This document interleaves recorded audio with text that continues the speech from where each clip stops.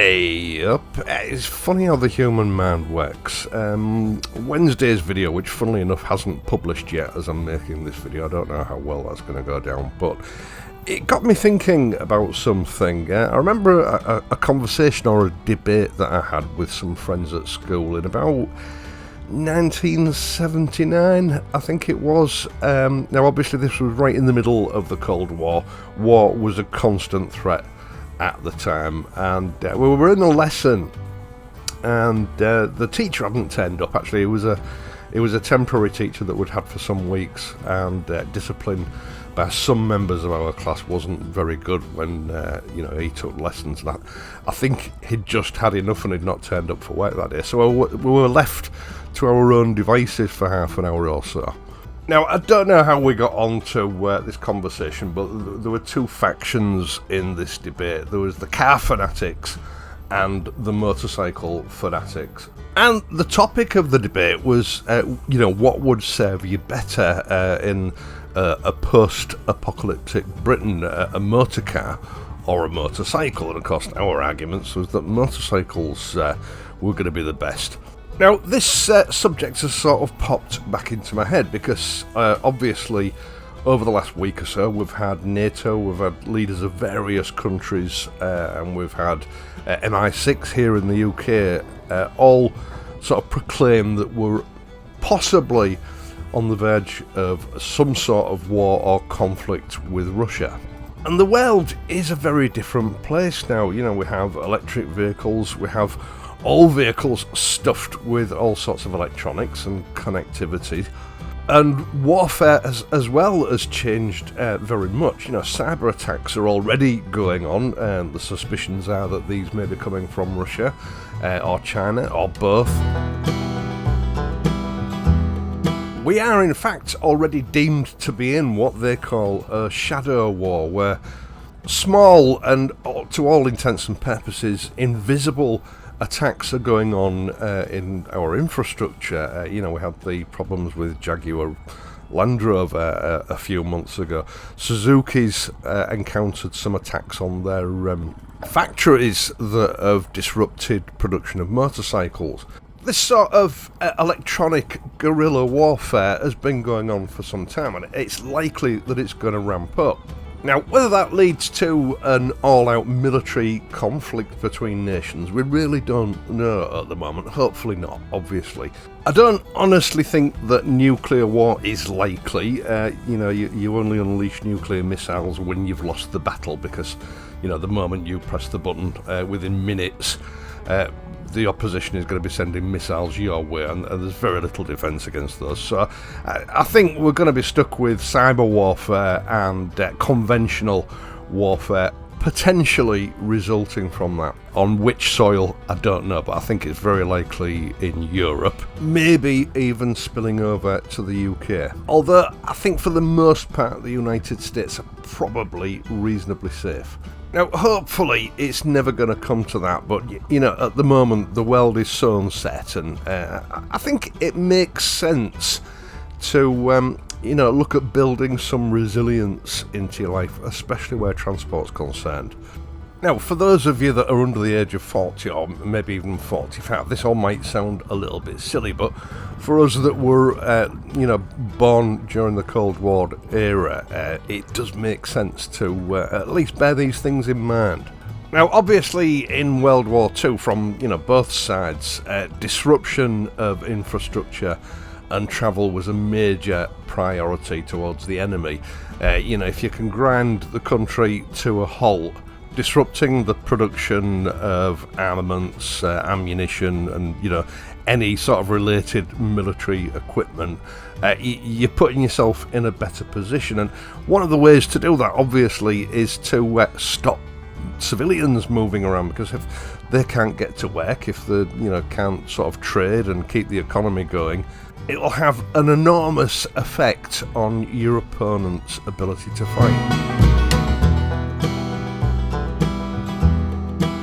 Now, where personal transport and transport in general, of course, was affected by the constant sort of attacks on fuel supplies, something which I think would still go on today.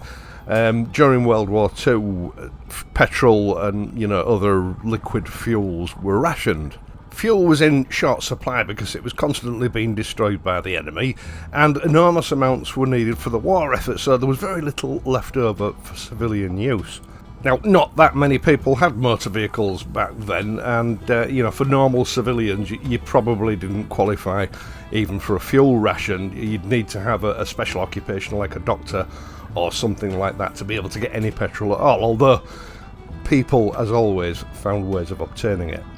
Now, I don't actually think that the supply of liquid fuels in the early stages in this sort of shadow war stage is going to be an issue.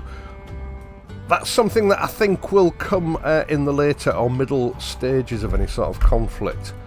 The disruption of our electricity supply, I think, would probably be a major player in the early stages of any sort of conflict. Our national grid here in the UK is already very fragile. It can barely cope.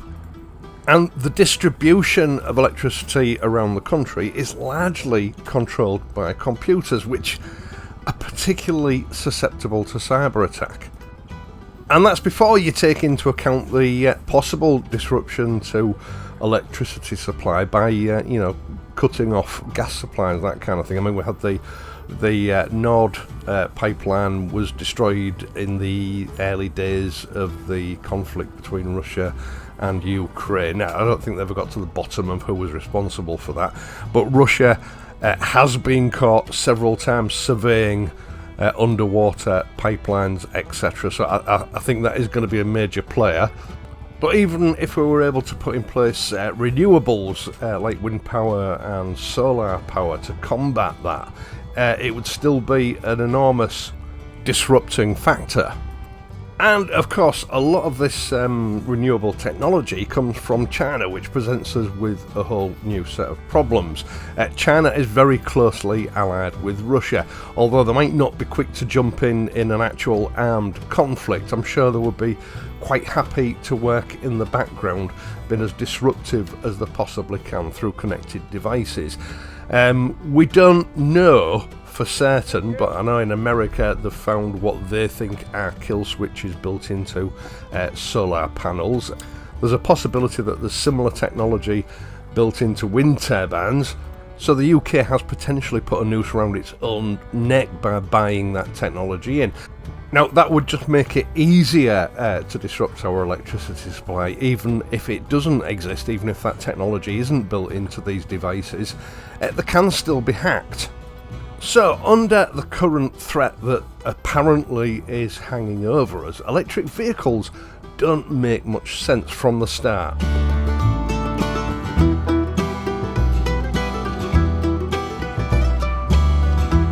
Now, connectivity on motor vehicles is another major issue. It's okay during times of peace, but in times of conflict, it's a weapon that can be used against you as the vehicle owner. Now, there are protocols in place to ensure, here in the UK and certainly in Europe, and I would imagine in other countries as well, that connected vehicles do have some cyber security built into them, but it's never been tested. And anybody that owns a computer knows that it doesn't matter how many hundreds of pounds a year you spend on antivirus programs to protect your computer, hackers and downloaded malware will always find a way of getting through and buggering things up. So I personally don't think that these cyber security protocols that are built into modern vehicles are going to be of much use if someone really wants to do some damage. So most modern vehicles, whether that be a premium grade motorcycle with connectivity, most motor cars, all electric cars, can be a bit of a liability even in the early stages of a shadow war or a cold war. Wi-Fi capability, wireless capability for traffic updates, that kind of thing, and Bluetooth connectivity, I would say avoid. Now, I have been sort of passively researching these issues for a number of years now, and the theoretical possibilities of what can be done to a motor vehicle because of connectivity are quite frightening, really. I mean, Best case scenario, your vehicle can be disabled, or your brakes can be disabled, or where some self-steering capabilities are built into the vehicle, they can be utilised against the owner. The most worrying ones are with electric cars. Now remember, this is theoretical, but the batteries can literally be switched off so that they can never be used again. Worst case, there is a possibility of actually weaponising the batteries by causing a cascade effect, which sends the batteries into meltdown mode. So, the potentially incendiary devices parked on everyone's drive. Public chargers have also been identified as a possible danger for electric vehicles. Obviously, these are connected devices. They transfer data from the car to the server and back again. Again, they can be hacked, so even if you've disabled the connectivity of the car, there's still a possibility of something nasty being introduced when you try to charge it on a public charger. Now, as far as electric vehicles are concerned, I think you can see where I've gone with this. In a state of shadow war, cold war, or outright conflict, electric vehicles are not a good option. And if you need any more proof, I'm constantly being asked by people in videos, if electric vehicles are so great, why do politicians and dignitaries ride around in big diesels and petrol vehicles? Well, that's your answer right there. Even in times of peace, these people are potentially targets for cyber attacks. They stay away from electric vehicles for a very good reason. That's why they still drive around in internal combustion powered vehicles. There's your answer.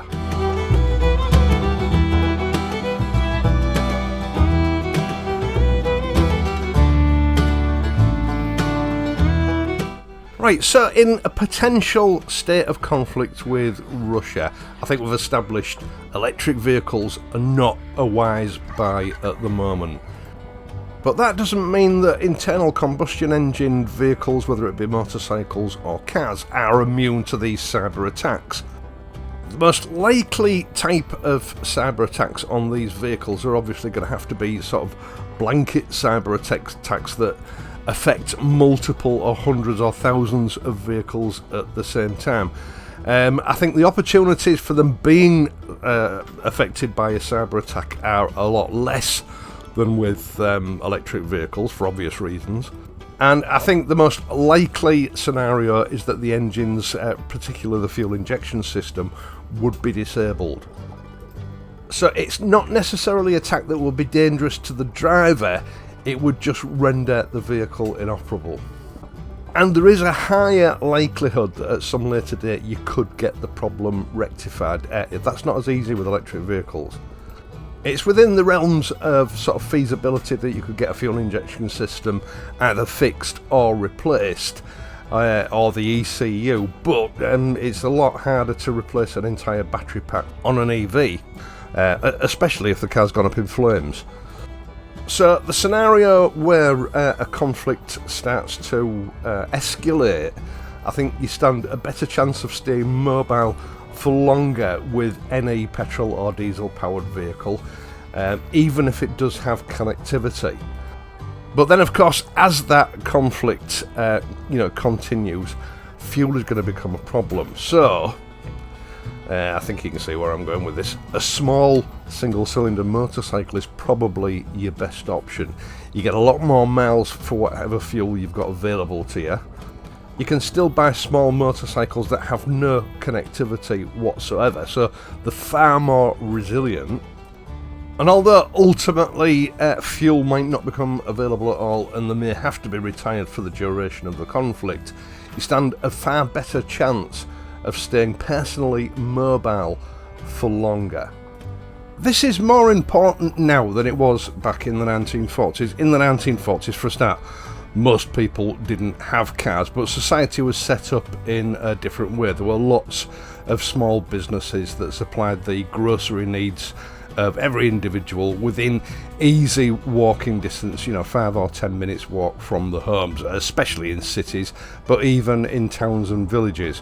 Most of those shops are gone now, the Turkish barbers or coffee shops or cafes. Grocery shopping has become more centralised. large supermarkets that supply large areas, and people are expected to travel in by motor vehicle or bus. Now, we don't know how bus services are going to be affected by a conflict. A lot of bus companies have now switched over to electric buses, which puts them in the same situation as EVs. They are going to be a prime target. A lot of essential shopping now is dependent on the use of a motor vehicle, and that's not something that our government is going to be able to change rapidly in the event of some sort of conflict. So in my world, it's essential that you maintain the ability to travel via motorised transport for as long as you possibly can. So a small, budget-friendly, i.e. it doesn't use a lot of fuel, motorcycle that's easy to maintain yourself would become an essential survival tool for most people of today. The other great thing about bikes, of course, as you see here, in the event that a conflict erupts to the point where road infrastructure is damaged, they're far more capable over rough ground and broken roads than your average family car would be. The small, modestly powered motorcycle wins again. Now, hopefully, I've just made this video for fun, and the need to sort of take these measures will never arise, but it doesn't hurt to put some thought into this sort of thing and just be prepared if you need to be. Let me know what your thoughts are in the comments section down below. Right, once again, thank you so much for taking the time to watch this and my other videos, and in doing so helping to support this channel. I really do appreciate it. I would also appreciate it if you would like this video and press the hype button if you have the hype button available to you. It is extremely important for small channels like this nowadays. It's not as easy as it used to be. I'd also appreciate it if you would subscribe to the channel if you're not already a subscriber. Now, there are other ways you can help me out via my Patreon page or via the super thanks button down below, or you could leave a PayPal donation. Details on how to do that are in the video description down below. Now, we're coming up to Christmas. I've got a special video lined up for Christmas Eve, then I'm going to take a few days off. I was going to take 2 weeks off as I usually do, but I simply can't afford to do it this year, so I'll be gone during the Christmas period through till New Year, then I'll be back again. People are constantly asking me about doing another Christmas sort of ghost story. I've only got a limited number of personal experiences to draw upon, but I have come up with something that I've been holding back for a few years. Actually, we'll see how it goes. I'll be publishing that on the morning of Christmas Eve, so until then, please ride safely, and I'll see you soon.